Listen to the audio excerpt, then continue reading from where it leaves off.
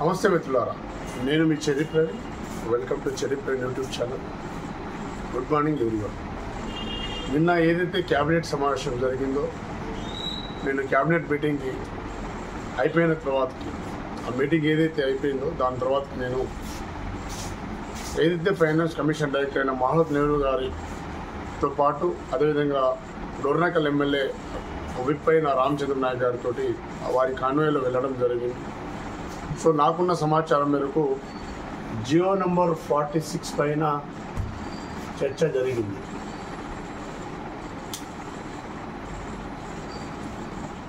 GO number 46 పైన చర్చ జరిగింది. అదేవిధంగా జాబ్ క్యాలెండర్ పైన కూడా చర్చ జరిగింది.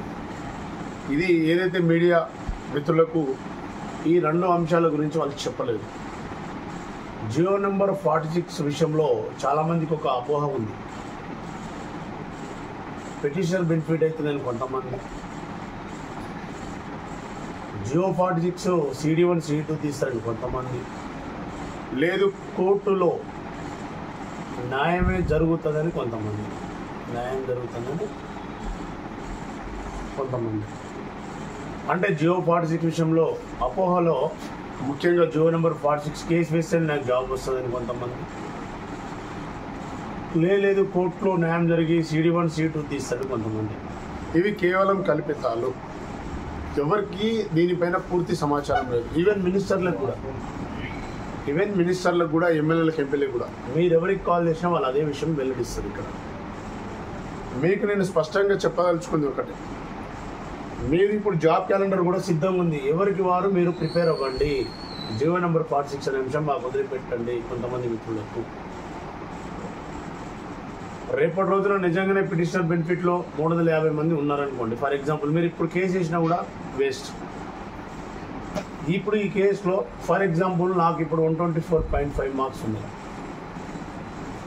నేను CD1 కేటగిరీస్ అదైతే క్యాండిడేట్ డిస్ట్రిక్ట్ క్యాడర్కి చెందిన వాడిని. నేను ఈ యొక్క క్యాడర్కి ఆ యొక్క పోస్టుకు ఏదైతే కట్ ఆఫ్కి రీచ్ అయితే నాకు జాబ్ ఇస్తారు. ఇదే CD1లో ఫర్ ఎగ్జాంపుల్ వేరే మన మిత్రుడు ఎవరైనా ఉన్నారనుకోండి, వాడికి రెండు కలిపి 105 వచ్చాయి అనుకోండి మార్క్స్. సో ఇతను ఒకవేళ ఎలిజిబుల్ కాకపోతే ఇతను జాబ్ లేదు.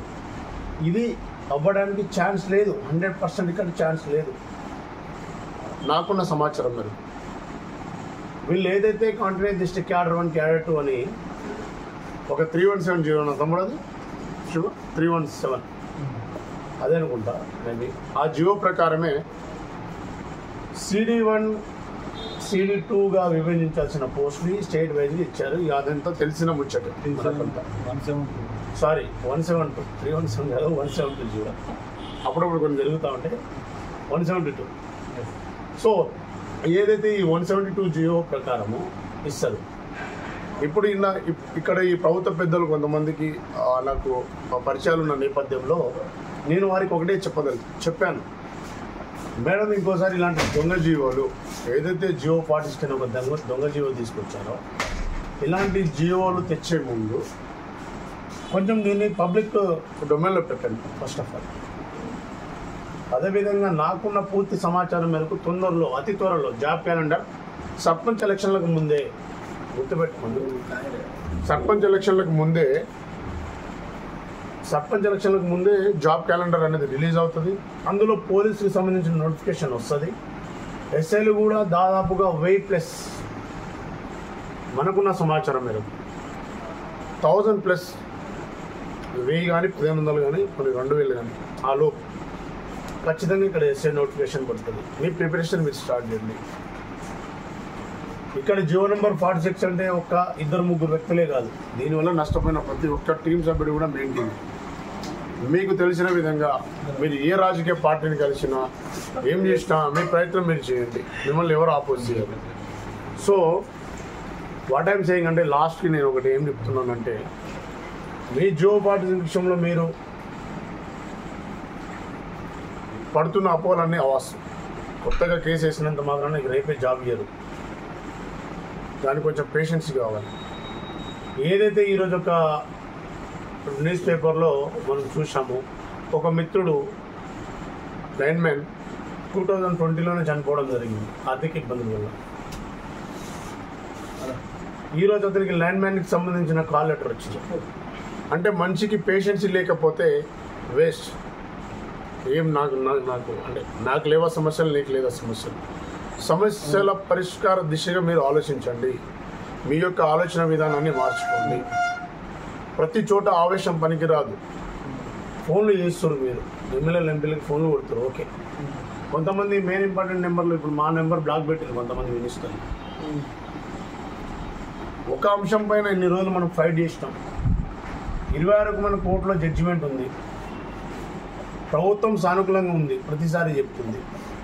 ఏదైతే గత ప్రభుత్వము జియో నెంబర్ 46 దాచిందో అదేవిధంగా రిజల్ట్ ఇవ్వకపోయి ఉండుంటే ఆ రోజు, ఈరోజు కథ వేరేలా ఉండేది. సో ఇప్పుడు ఏంది గవర్నమెంట్ ఆలోచిస్తుంది ఒకటే, జాబ్ వచ్చిన మిత్రులకు అన్యాయం జరగకుండా మనలాంటి వ్యక్తులకు ఏదైతే 46 వల్ల ఎఫెక్ట్ అయ్యారనుకున్న వాళ్ళకు ఏ విధంగా న్యాయం చేయాలని చెప్పి గవర్నమెంట్ ఆలోచనలో ఉంది. సో ఒకటే చెప్పదలుచుకున్నాం మీ అందరికీ, మీకు ఓపిక ఉంటే ఉద్యమంలో కొనసాగండి. లేదు నాకు ఓపిక లేదు, నేను ఎస్ఐ అవుతా, లేకపోతే వేరే రంగాలలో నేను జాబులు చేసుకుంటా బ్రదర్, నాకు చాలా ఆర్థిక ఇబ్బందులు ఉన్నాయి, నాకు చాలామంది కాల్ చేస్తున్నారు. మీ ప్రయత్నం మీ ప్రయత్నం మీరు చేసుకోండి, మీ జాబ్ని మీరు చేసుకోండి, మీ ఏదైతే ప్రిపరేషన్ ఉందో మీరు చేసుకోండి. సో 26వ తారీఖు మనకు డెడ్ లేను. ఏం జరుగుతుంది అనేది ఈ రాష్ట్రంలో నాకే కాదు ఎవరికీ తెలియదు, ఇవన్నీ అపోహలు మాత్రమే, కేవలం అపోహలు. ఎలా వస్తుందో తెలియదు, ఏ విధంగా న్యాయం అయితే జరుగుతుంది. గవర్నమెంట్ ఈజ్ పాజిటివ్, మన పైన గవర్నమెంట్కి పూర్తి సానుకూలత ఉంది, పాజిటివ్ మైండ్లో ఉన్నారు వాళ్ళు. ఎవడేం చేసినా, నేను లైవ్ చేసినా, ఇంకోటి ఎవడైనా ఏం చేసినా ఒకటే, ఈ 46 పైన ఎవరికి పూర్తి అవగాహన, పూర్తి సమాచారం లేదు ఏం జరుగుతుంది అనేది. మీటింగ్ జరిగింది, వాస్తవంగా మీటింగ్ జరిగింది 3 days బ్యాక్ 46 పైన. వాళ్ళు బయటికి చెప్తలేరు.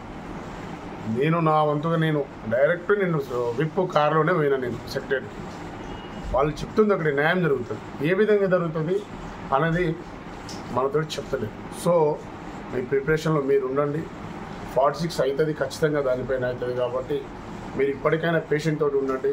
ఆ ఫోన్లు కూడా నాకు చాలామంది మిత్రులు చేస్తూ ఉన్నారు. టెన్షన్ అనేది లేదు. ఖచ్చితంగా కోర్టులో కేసు గెలుస్తాము. పాజిటివ్ గవర్నమెంట్ నుంచి కూడా మనకు సానుకూల ప్రకటన వస్తుంది. అది ఎప్పుడన్నా అంటే నేను చెప్పలేదు.